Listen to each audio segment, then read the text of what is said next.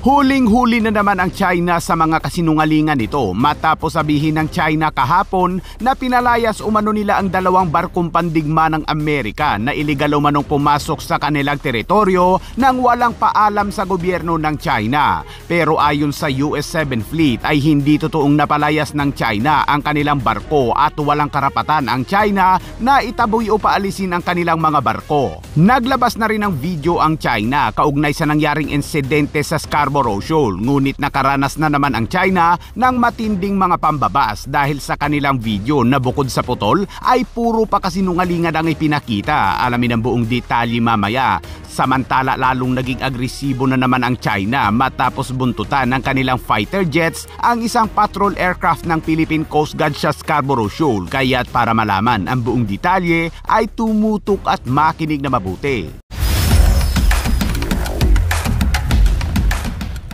Sa update sa patuloy na tumataas na tensyon sa West Philippine Sea, abay nagpakita na naman ng agresibong hakbang ang China, hindi sa mga barko kundi sa isang eroplano naman ng Philippine Coast Guard. Alas 8 ng umaga kahapon, ang Philippine Coast Guard Cessna Caravan plane ay nagsagawa ng Maritime Domain Awareness Flight sa Baho de Masinloc o Scarborough Shoal 2 araw matapos ang banggaan ng mga barko ng China. Layo ng Maritime Domain Awareness Flight ng Philippine Coast Guard na kumpirmahin kung nasa lugar pa rin ang nasirang barko ng China Coast Guard. Ngunit base sa report ay wala na umano ito sa lugar at malamang na hinatak na ito patungo sa kanilang mga artificial island. Kapansin-pansin din na hindi rin nakita ang PLA Navy ship na 164 na isa rin sa mga barkong sangkot sa kanilang mga banggaan. Pero habang nasa himpapawid ay hindi bababa sa 10 barko ng China ang namonitor sa paligid ng Baho de Masinloc. Kabilang dito ang dalawang barkong pandigma ng PLA Navy na may bow number na 553 at 568. 4 na barko ng China Coast Guard na may bow number na 5303, 4202, 3502 at 5306 at 6 na Chinese Maritime Militia vessels.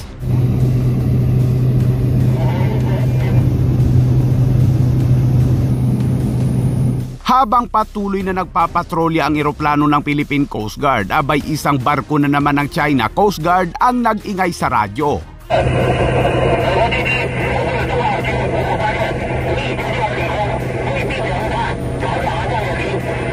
At maya-maya pa, abay isang J-15 fighter jets na ng China ang lumipad sa itaas ng eroplano ng Philippine Coast Guard na nasa 200 hanggang 500 feet ang distansya nito.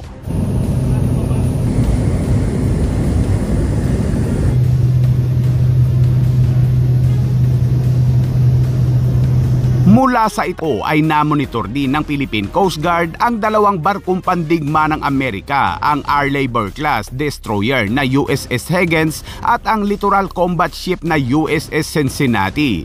Habang nag-iikot ang dalawang barkong pandigma na ito ng Amerika, ang mga barko naman ng China ay sunod naman ang sunod dito. Kahapon ay naglabas ng pahayag ang China na nilabag umano ng mga barko ng Amerika ang soberanya ng China dahil pumasok umano ang mga ito sa kanilang teritoryo nang wala umanong pahintulot ng gobyerno ng China. Kaya naman ang kanila umanong mga PLA Navy ay gumawa ng mga hakbang at pinaalis sa mga barko ng Amerika sa lugar. Kaagad na tumugon ang US 7 Fleet sa pahayag na yan ng China. Ayon kay Lieutenant Cody Milam, ang kanilang mga barko ay hindi umano totoong naitaboy na mga barko ng China.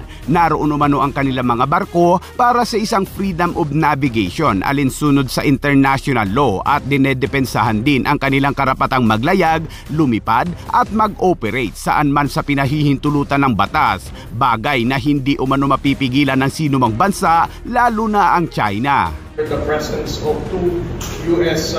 Navy ships, DDG-76 Higgins, LCS-20 Cincinnati, at a distance of 102 nautical miles from Zambales.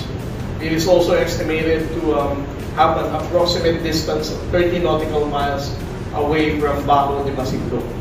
Accordingly, based on the statement provided by the U.S. government, these 2 U.S. naval vessels are conducting freedom of navigation and overflight control.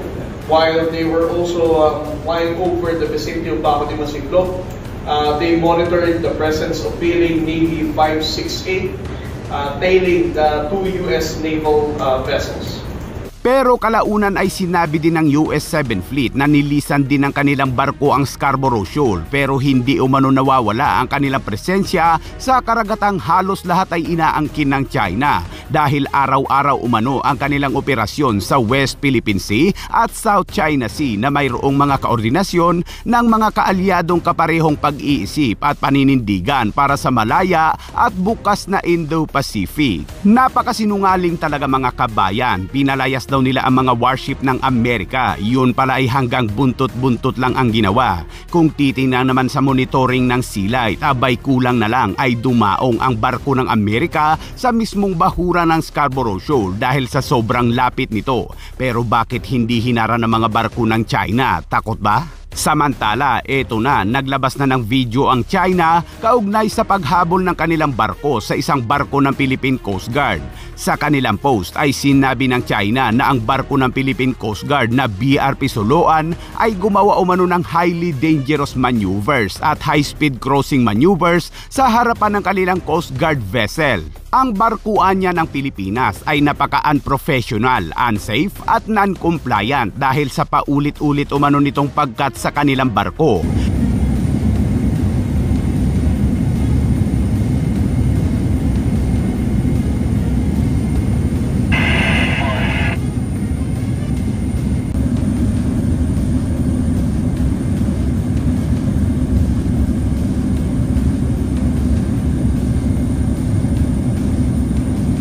Ang post na yan ng China ay kaagad namang inulan ng mga pambabas dahil sa gawa-gawa umanong bersyon ng kwento at hindi nito maipakita ang buong video. At dahil sa naunang video na inilabas ng Philippine Coast Guard ay kitang-kita ang napakadelikadong pagram ng mga barko ng China. Samantala, batay sa monitoring ng sea light ay kanila ring namonitor ang pagdating ng mga barko ng China pagkatapos ng mga banggaan.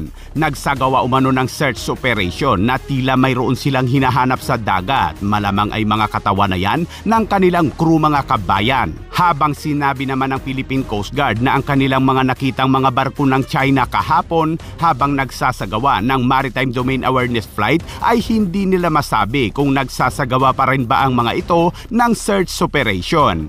At dagdag na balita mga kabayan, nadagdagan na naman ang assets ng Philippine Air Force matapos dumating sa bansa ang 5 pang Black Hawk helicopter bilang bahagi ng 32 units na order ng Pilipinas. Naunang na-deliver sa bansa noong nakaraang taon ang 10 units, kaya't sa ngayon ay mayroon ng 15 Black Hawk helicopters ang Philippine Air Force. Sinabi rin ng Philippine Air Force na pag-aaralan din umano nila itong gamitin para sa external defense dahil sa tumataas na tensyon sa agawan ng mga teritoryo, lalo't magkakaroon ng modification sa helicopter na ito kung saan kakabitan ito ng karagdagang fuel tank para mas lalong tumagal ang paglipad sa ere. Nagkaroon na siya ng auxiliary tanks.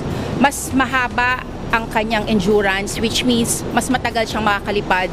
And from Palawan, kayang-kaya niyang lumipad towards our areas in our exclusive economic zone.